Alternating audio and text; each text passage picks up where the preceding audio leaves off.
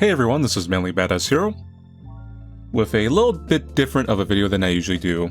So not too long ago I did a video about kind of the channel's origins a little bit, with a lot of my earliest like stream recordings and videos that, no one's ever really seen. So continuing off of that, and this is kind of a semi-series, so to give some context, I used to do videos like this occasionally. I would sometimes label them like Manly Talks or whatever, but they were just, I don't really like them, they're just kind of low quality and everything. I feel like they could be done a lot better. So I've always had the idea to essentially do a reset on those, and that's what these videos have kind of been. I'm not really labeling them anymore, they're just videos now, but So this one's actually kind of a remake of an old one I did from that era though, that was talking about cosplay and stuff like that. So this video is actually going to be about my personal cosplay history, and how it kind of relates to the channel and my gaming aspect and games I enjoy. And these won't be all of my cosplays I've done, but this just give me kind of like some highlights and some things that I think are a little more relevant anyway. Every single one of them is from a game, and I'm also going to talk a little bit about why I picked these cosplays and the games related to them. And I think a video like this is kind of helpful for... this is going to sound kind of like hipster, but like understanding my philosophy of how I view, how I consume media, I guess, or pop culture. That, the type of stuff you get kind of a glimpse at when I do playthroughs, but this is just more of an overtly vocal version. But we're going to start right off the bat with my first ever cosplay. This is a long time ago. Now, if you're curious, yes, that is my real face. I look exactly like my avatar. It might look a little 2D, it might look like a little bit like my emoji from my streams, but that is actually my face. And in some of these later photos, you might see my hands censored. That's not because I'm hiding my hands or anything. That's just because there's some weirdos out there who have like a hand fetish. Sometimes they blow up people and stuff like that. Sometimes, like, they get kind of weird. So, like, I don't want to show any hands publicly here. But these earlier photos, a lot of these don't really exist on the internet. These are just, like, personal stuff I kind of scrounged to give her back when I used to go to these conventions. But some of the later ones, yeah, like, if you go to my, like, other accounts, you'll find, like, the actual full photo there, if you're curious. But yes, we start with Vincent Valentine. That is the first thing I ever did. And I've said a few times here and there, but Final Fantasy VII, the OG, not the remake, is my favorite game. Now, there's been some games that have come out since then, so I don't really necessarily have a true favorite game anymore. That kind of gets diluted as you consume more media. But as far as like a linchpin kind of like important game of what you've experienced or whatever, like storyline-wise at least, Final Fantasy VII still, yeah, is really up there.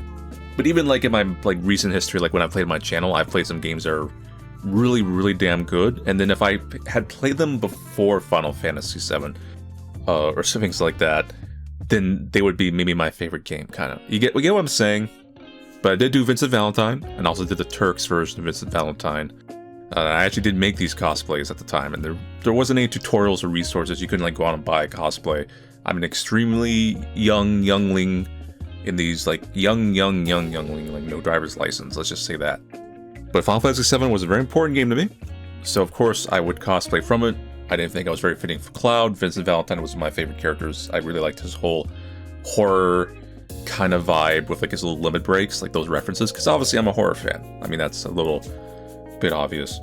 So seeing like the Jason-ish kind of thing, and it wasn't really a werewolf, it was like alien beast or something, but that was what they were going for. But Vincent wasn't necessarily my first choice. There was something else, and I'll get to that one later. That's gonna come up later, because I did finally cosplay that character. It's kind of like revenge on my old self that wasn't capable of doing it at the time. But on the image on the far right, that's not from Final Fantasy VII, that's not Vincent, that's Laguna from Final Fantasy VIII, which also was never a game I quite enjoyed. I liked Laguna a lot, out of all the entire cast, like his theme song. He was overall a really fun character. I guess nowadays, if you like watch a modern Marvel movie, Laguna is kind of like that type of archetype of, the type of character they write. But at the time I thought he was pretty cool, especially for like a JRPG protagonist. They're usually a little more like moody, he was a bit much more lighthearted and adventurous. But this was an important cosplay to me, like this was like the true nature of like expressing like, oh, how much you really enjoy this game, this franchise.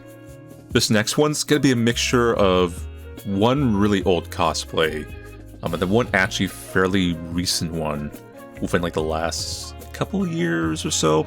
So on the left we have Kiritsugu from Fate Zero, and I'm a big fan of the Fate series. I read the original visual novel. I read Tsukihime before I read Fate, actually, because I think that was translated first at the time. I played all the like Fate spin-off games, have Fate merchandise. I have the whole lineup essentially. But Fate Zero was airing at the time, so I cosplayed Kiritsugu, and as ironically, I think the day I cosplayed Kiritsugu was the day of the final episode of Fate Zero at the time, so it was well timed. But at the time, Fate wasn't a huge thing. It was just starting to get a little bit popular because of Fate Zero, so no one recognized that character. There wasn't like sabers running around everywhere. Like nowadays, you go like everyone recognizes Saber and stuff like that. But like at the time, this was still kind of like a very like niche series, and especially like Kiritsugu. Like maybe some people recognize Saber or something like that. And I did meet like a Shiro cosplayer and a Rider cosplayer, but like that was like about it. And this one was just a mixture of like basically closet cosplay. I mean, that's Kiritsugu's outfit. But the gun was actually made by me. Like it was like shaped, like wood shaped and everything. The Thompson Contender that he has. But that's also why it doesn't have the intricate details on the side. It does have like some engravings on the actual gun. But I was able to mimic the actual shape pretty damn closely. Down to the actual barrel size, which I was proud of. But aside from that, Fate was another important series for me. Tsukihime in particular. Like, I'm a fairly big Fate fan, but I feel like I'm more internally like a bigger Tsukihime fan. Because I really like Arc. I like the dynamic with Shiki and Arc, and all those characters. I really like the twists in that visual novel game. And I really like I liked all the endings. Seal's route's okay. But the final ending like really hit me like a truck. I'm not gonna spoil it, but that little like CG, I think that's like Kohaku route. And I also was a big Melty Blood player. I was a really big fan of Melty Blood. I was really good at. I played Koma, and I think Nania Shiki, and then regular Shiki. And I think eventually they added Ayoko, and I think I eventually played Ayoko a bit too. Now the cosplay on the right's another Fate character. This is the more modern, recent one. I had this one commissioned because I just don't have time to do cosplay anymore by hand. I do like a little bit, sometimes do like modifications. Or make small accessories or things like that to amplify cosplay that I might have had commissioned overall. But that's Vortigern. He's from FGO. I don't want to fully spoil his character arc and who he is, but let's just say he's kind of an edgy boy. I do like edgy boy characters. Like I like my Shadow the Hedgehogs, or my like flamboyant villain kind of guys. But he's basically a fairy. I'm being very simplified here. And you can't see in this photo, I never got any really good photos about this. I actually plan to wear this again this year to try to get some proper photos of this cosplay. But he has like clawed feet, and those toes made things a little bit hard because you don't want anyone stepping on them when you're walking around like a very big crowd. And then the wings, I still to this day have to figure out how to maybe adjust the wings to make it more adjustable, because they are a death trap in a crowd. People like don't pay attention to where you're going. Maybe if they were like a normal looking prop that had like a dynamic color, then they would see it and they would kind of go around it, but they're kind of like white. So I was constantly holding my hands out in like a T pose, so that way people wouldn't bump into those wings as I'm walking around, or I'd walk side to side, which is very difficult at a large convention space. Because a large convention space is like very long and everything. But he's a cool character, really good in gameplay. People who play FGO like would know what I'm talking about. As far as other Fate characters I like, these are obviously ones I wouldn't cosplay. But I'm a big fan of, this is from FGO anyway, like John Alter, I have a lot of her merchandise. Morgan Le Fay, have a lot of her merchandise, have these characters like level 100, max grilled in the game, blah blah blah. Meltrililis. There's a few other characters I really like, but I'm not going to go down the entire list, though there's just some standout ones. But if you think this video is just going to be nothing about me ranting about cosplays, well, it is going to be the majority of it. This is all going to lead up to a final point at the end of the video, so I'm going to get there eventually. But getting back to cosplay, before I show off the next one, I'm going to talk about some important context. So I want to thank Goddess of Victory Nikke for helping sponsor this video. And if you don't know what that game is, it's a cool sci-fi RPG game with a rich adventure story and high-quality anime characters who are all cyborgs, and they help fight for humanity in a post-apocalyptic future in their efforts to reclaim the surface from the robot invasion. I myself am a big fan of the game. I played extensively, I collected merchandise, I've cosplayed from it, and they're currently having a collab event with another Shift Up game, who are the developers of Goddess of Victory Nikke, and that is the Stellar Blade collab, where you'll be able to play as Eve, Raven, and Lily in the anime world of Goddess of Victory Nikke, as they battle alongside your squads, investigating an AI salvager's distress signal among sunken underwater ruins, discovering lost secrets of humanity's conflicts and creative legacy. Now, I've played all previous collab events, but since the PV was released, this event has been highly anticipated with a high-quality plot that both Goddess of Victory Nikke and Stellar Blade players shouldn't miss. It has been one of the most requested collabs since the release of both of these games. Aside from that, during the collab, there'll be all sorts of cool little things related to Stellar Blade, including a cool minigame where you'll fight a Stellar Blade boss with Eve, but now in the world of Goddess of Victory Nikke, including its iconic style of gameplay that you can play easily on PC or mobile. So feel free to check out the link in the description and in the pinned comment, and good luck fighting alongside your robo waifus. Anyway, yeah, on that note, this is the other cosplay that I did. And this one was actually last year, and I think a bit this year. I can't wear this one off and on if there's a Nikke meetup, because it's just so very easy. It's like the easiest thing I've ever worn. It's hot, right? But it's very just simple and easy to put on. And I did a whole video, it's on my channel. I think there's a Nikke video, but when I did like go with one of the meetups like ANYC, and I met some there was a game developer who does very large cosplays for Nikke, and I built like big monstrous robot monsters and stuff, and I actually filmed some like video like skits with him a little bit with that thing. They haven't gone public. I sometimes debate whether or not to put them up, but maybe one day, because they involve like multiple people, so like there's a little more coordination with asking them, like, hey, is you okay with this, blah blah blah. But yeah, I am a legitimate big Nikke fan. I do have like a union in game, like an official ManlyBadassHero union. So people who like are in there, I mean, you can't have many people in the union, right? It's like 32 people. So it's not like there's like a ton of you all in there. It's just whatever could fit. But this is separate from the sponsorship spot. I actually do think Nikke is as far as that ecosystem of games, people who played it do know like there is some very like well done story parts, mainly having to do with Overzone, like the flashback events and stuff like that. And I haven't played Stellar Blade. I actually have had a copy in the PS5. I just haven't played it because I just don't have much time to play like other games that are not being recorded for the channel as much. But now that the PC version's out, because I was kind of waiting for the PC version, because you know you just get better graphical fidelity and sometimes frame rate, especially for an action and leading game. You may actually see me stream that at some point, just because I think the game looks pretty cool, and I don't mean just the character designs or whatever. I know that's like the famous sticking point, but just like the overall presentation, the gameplay, the setting, everything. I really like that kind of vibe, and I do like the that type of action game. And they currently have like a code that you unlock a skin in Nikke, but you got to put some actual time into the game. So I'm like, well, I have to play it anyways. I mean, I did stream the entirety of Nier Automata. And they actually, I think they did a collab with Nikke a while back. But yeah, I get off topic a little bit.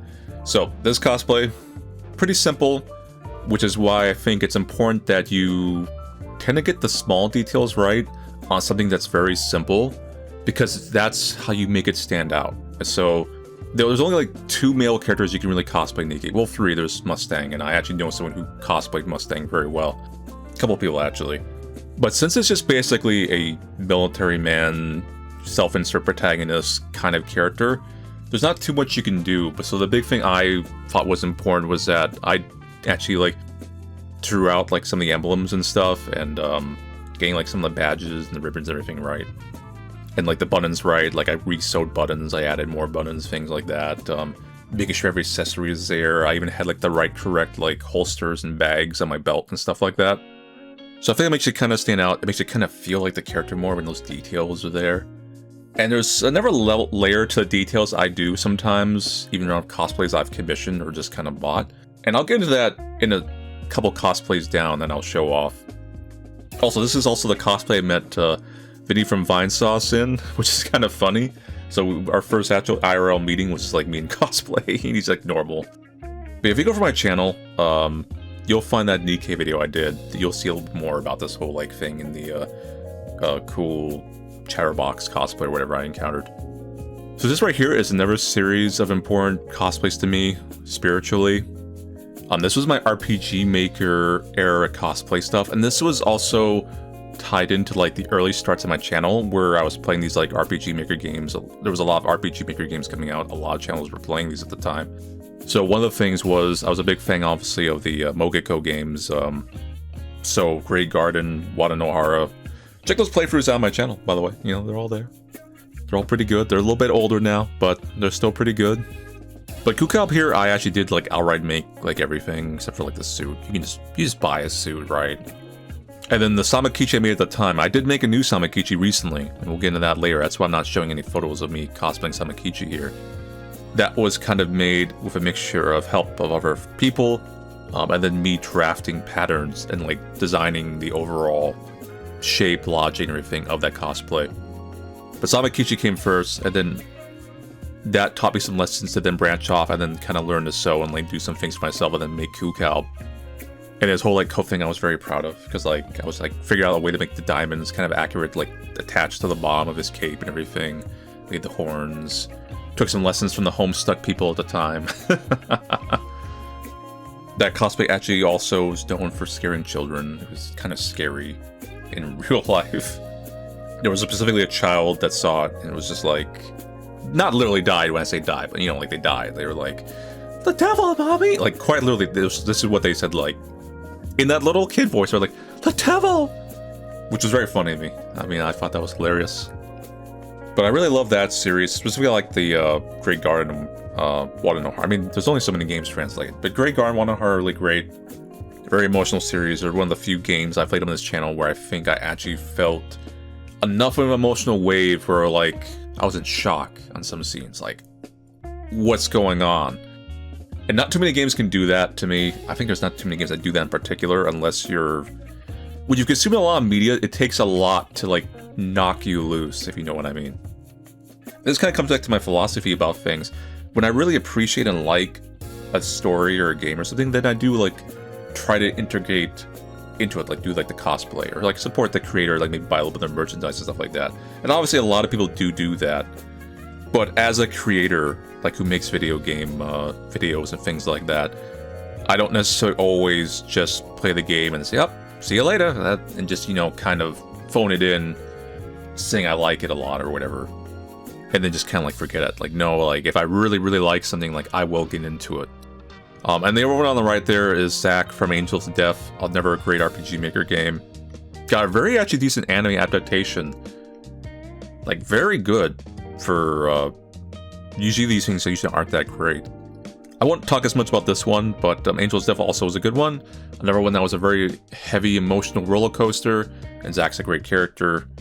Outside of him, you know, being technically a villain in so many ways, outside of the context of the story, you know, he had a very good philosophy in life. Like, he lived very simple, right? He's just like, you know, I just kill people, man. You know, this is not complicated. This is another cosplay I did. This is a mixture of old and new photos, ones taken recently, one taken a long time ago. Yep. So this cosplay is Dante, not Dante as from the non-Capcom made Devil May Cry with the you know, the FU guy. But, you know, classical Dante as in, like, it's the Dante, but not classical as in the sense, like, it's the old Dante. It's, you know, Devil May Cry 5 Dante, which is a game I did stream on my old Twitch channel there. But this was something I kind of alluded to at the beginning, was that this was my first choice of ever first cosplay. Before I decided to sell on Vincent Valentine at the time, was I wanted, like, oh, I wanted to do a Dante from Devil May Cry. But Dante is not an easy thing to do. He's got like usually leather jackets, and it's red leather jackets, and that's not something you can just casually go out and buy, especially at the time when Dante is still a, he's not kind of fully saturated in the overall psyche of the gaming market yet. But I don't think much needs to be said about Dante. He's a very popular, cool character.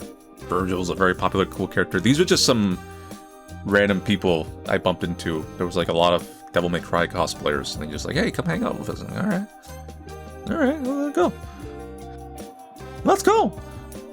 This is technically a retired cosplay, but I'm actually going to bring this one back because I noticed everyone's starting to cosplay these characters again because of the recent Netflix show. And they're not cosplaying the next Netflix version, but they are cosplaying Devil May Cry in general. It's like really come back.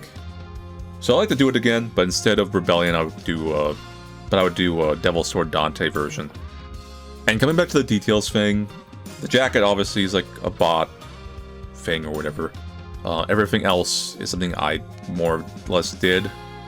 They don't come with a skull attached to the back. I did that because Dante has one of those. I made sure I got like perfectly accurate, the same kind of like boots he wears. They were kind of weathered, the right color. Made sure that he has kind of like that. He's got like a little bit of like a metal plate-ish kind of kick toe on the front. Made sure to mimic that. You can't see it here. I think I was pretty much the only Dante there with like the accurate like boots.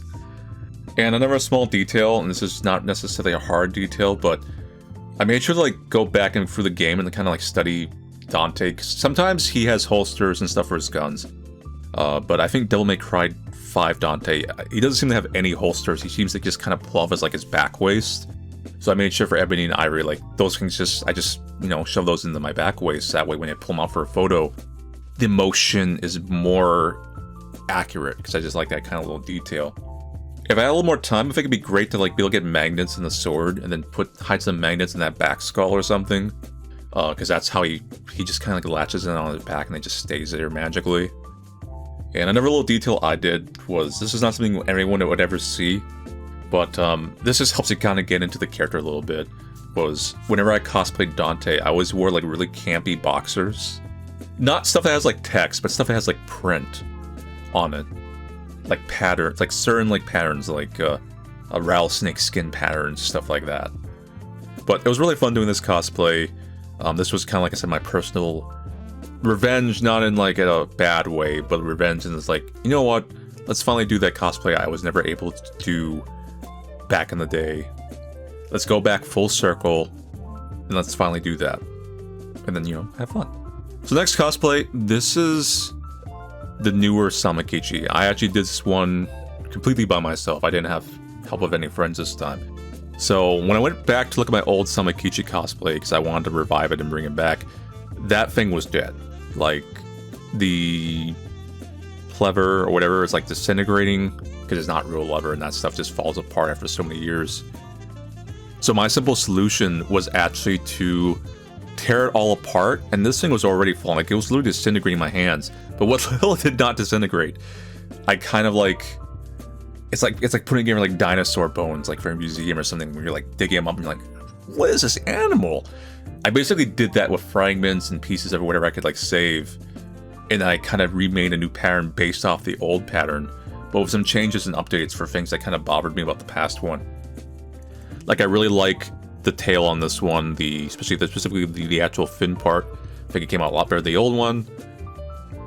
The old one looked a little more like a stuffed thing. This thing, I had to make it a little more rigid, so it has a bit of that kind of taper that a proper fin would have, and I was like very proud of that detail.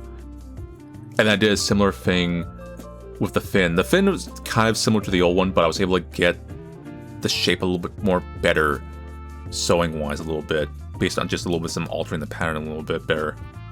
But aside from that, it's basically the same cosplay as the old one, but just upgraded. Like, it's just better in a lot of like small ways, or not so small ways. And this is my most recent cosplay. I'm still upgrading some parts of this one a little bit, but I won't talk too much about this one. I think the picture speaks for itself. This photo is very popular for some reason on my socials. Like, very popular, and I don't know why. You know, I just don't know why. But very, very requested character. I actually do like the character also, but I'll leave off on that. But yeah, that's it for like another little side to me. Now, how all this kind of relates in another way is kind of to the beginnings of the channel, where there was a bit of like a crossroads on my decision making, and one of them was kind of like, oh, I mean, this obviously was a hobby. Like, you don't really make money on cosplay, especially back then. Nowadays you can, but at the time, like, no, you couldn't. But it was essentially, what do you want your online kind of persona to be? Because if you decide to go and become a public figure, and because I didn't have socials really, I didn't have like accounts or things like that. I didn't really put myself out there on the internet at all before ManlyBadassHero. Like nothing, essentially. I mean, even in real life, I was basically off the grid in a lot of ways. And that was just mainly because that was my philosophy of how to live my life at the time. But when deciding on that crossroad, like, oh, if I decide to like make some kind of a persona, like, what are you going to present to the outside world? And one of the options was, like, oh, I'm going to be a cosplayer, maybe. Or maybe I'm going to be a video game player. Or maybe I'm going to be more of a vocal, creative, kind of like, who knows what. But the video game thing is obviously what was eventually settled down upon. But there was a common link between all these, and that's that they were all pop culture kind of related, and they all kind of came down to how I decided I wanted to live my life from then on, with the synergy of the things I liked and how I wanted to. At the time, you didn't really necessarily make money, but just what you want to put your time towards, right? And then later on, as YouTubing and streaming became an actual thing that could be monetized, and that actually there was actual money involved there, where you could theoretically make this your job, that question came up once again. And it came up a few times here and there, over and over again. Because in my case, I had the, let's say, foundations to go other routes and be successful and possibly have money or all the things you need, or importance in society or things like that. And this wasn't because of like, if some people are taking the implication of like personal wealth or anything, like, no, I was flat broke. And I grew up the majority of my life in a very, let's say, rough, I don't want to like badmouth it too much, but like, let's just say a rough area. But without going to specifics, I had certain avenues available towards me that would have taken me away from all this kind of stuff into more of a normal life, or what people deem as normal. But a part of me was very rebellious, and a part of me really likes the idea, and I'm sure a lot of people do, of doing things related to like what you like. And at the time, that was a big risk, and I decided to take it because I just believe I can do anything if I put my mind to it. And that's ironically turned out to be true in a lot of ways.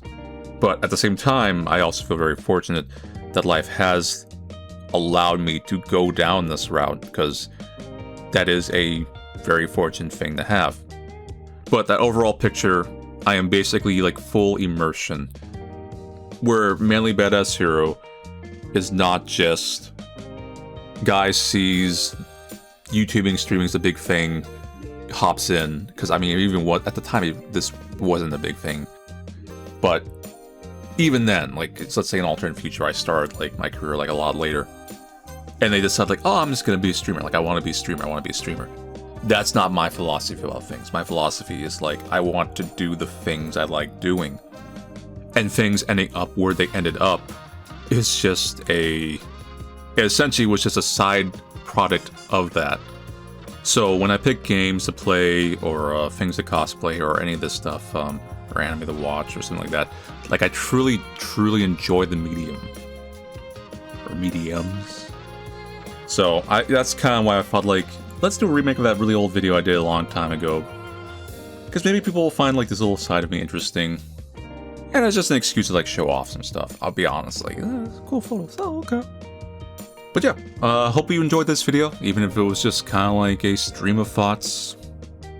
That's just kind of how I communicate, I'll be honest.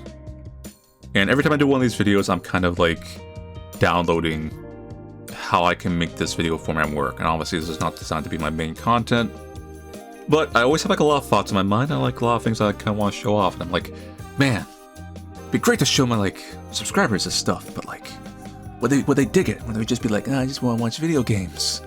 And like, I understand that, but like, would you also dig this a little bit on the side? But now I'm like, whatever, let's put it out there, and hopefully you guys enjoy it. Anyway, that's the end for this video. Going back to something earlier talked about in the video, I mentioned Nikke and Stellar Blade. If you want to check those out, check out the link down in the description, and it'll also be my pinned comment. Aside from that, thank you all for watching. I'll see you guys later, and take it easy.